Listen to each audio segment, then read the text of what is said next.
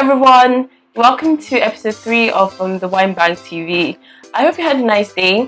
I know the location has changed, and that's because I couldn't film this episode at work, so I had to come home. So right now I'm filming from home, so pardon me please. Well, in this episode we're going to be talking about the remaining wines that I said I was going to talk to you about today. The remaining wines under 1,000 naira. There are actually so many of them, but these are the ones that I've picked, and today we're going to be reviewing the last 4. Okay, so the first wine that I have for us today is Valle Cauda. It's an Italian wine, and then it claims to be fruity, and it also claims to be medium sweet. So let's try this one. I really love the scent. It's very fruity.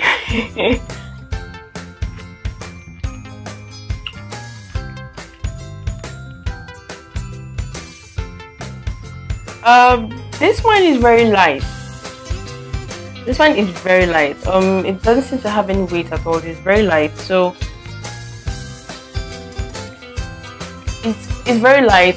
It's very acidic, but it has a significant amount of acidity. When you first take it in, you can't really feel anything. The only thing you can detect is that it's very light, and then when you take it down to the back of your throat, then the acidity comes up and really hits you. But I expected more from this wine, honestly. I don't expect this to be the first thing I'll grab in special occasions. It's not very expensive. I expected more. I still can't detect the sweetness. It said it's medium sweet, but I expected to detect at least a hint of it, but I can't find it. So the next wine that we're going to be trying is Gran Vega. It's a Spanish wine. This is a very dark orange, and I really hope this one is not light as the other one.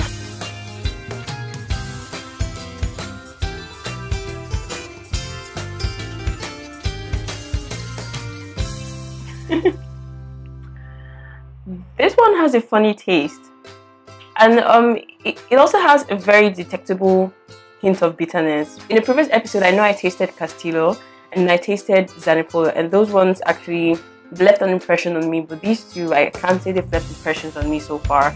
I'm quite disappointed. It's okay. It has a hint of bitterness. It's not acidic. It's not sweet at all. I think this would be for only a very select group of people. If you dislike sweet wines, if you just want something not too harsh, like not too acidic, or too bitter, then I think this would be very good for you. The difference I think between this one and the other one is, although this one is light, it still has like a bit of acidity that would probably make it a little more memorable than this other one. I have a feeling that most people would like this one. Most people would really appreciate this wine too. So now the next one that we're going to be doing is Liria, or I think we should try Liria. So this is a Spanish wine, and let's try this one. Success! Funny scent, but it's not as bad as Blossom Hill. Like, Blossom Hill still wears the crown for the worst smelling wine I've ever come across so far. Wow. This wine is very similar to Gran Vega, but the only difference, this is very light, and this one is a little more heavy than this one. Like, it just has more weight to it than this one. So they're very similar. They have the same hint of bitterness. They don't have that much dryness, or if it's even there at all. And what else? Okay.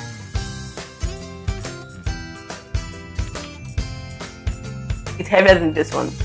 It's very similar. Like, the taste on your tongue is very similar, but this Liria is heavier than this one. So all in all, I think I'll prefer Liria to this one.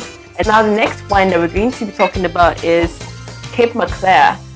Just like Drusty Hoff and Calvarosi, I think it's also very popular. So why I specifically picked this one is because I wanted to see if it was better than Calvarosi or Drusty Hoff, because those are the two most popular wines that we have. Like, everyone that comes into the store, they're either looking for Calvarosi or they're looking for Drusty Hoff, and I want to find better varieties. It's like I'm literally begging, like I'm almost panicking. Please, better than Calvarosi. Okay.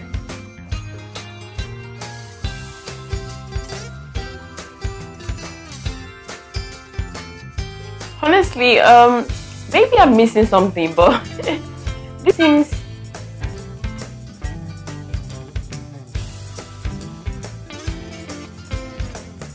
This seems very similar to Lyria to me. I almost can tell the difference. I can tell you that this one is weightier than Lyria.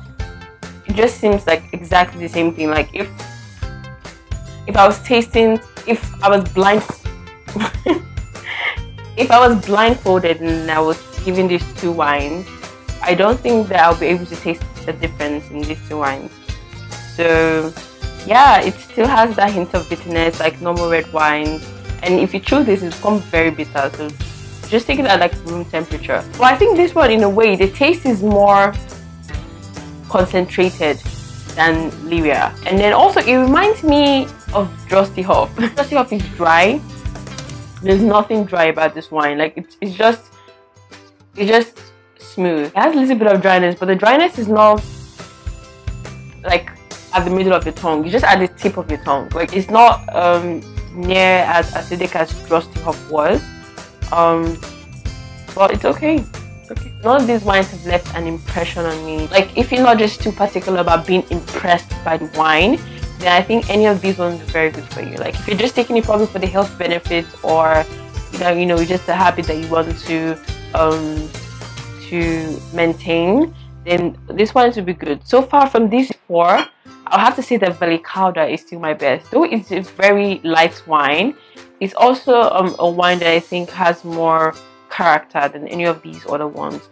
But you have to understand that everybody's taste is different. I generally don't like things that are too bitter, and I don't like sweet things either. But I just like I just like a balance of weight, balance of flavor, balance of taste. So from this four, I would say Vallicauda. I'll be coming to you with new episodes soon. I'll be doing sweet wines. I'll also be doing white wines and some other different types of wines. So for today, that's all I have. So if you tasted any of these wines, just leave a comment down below and then talk to me.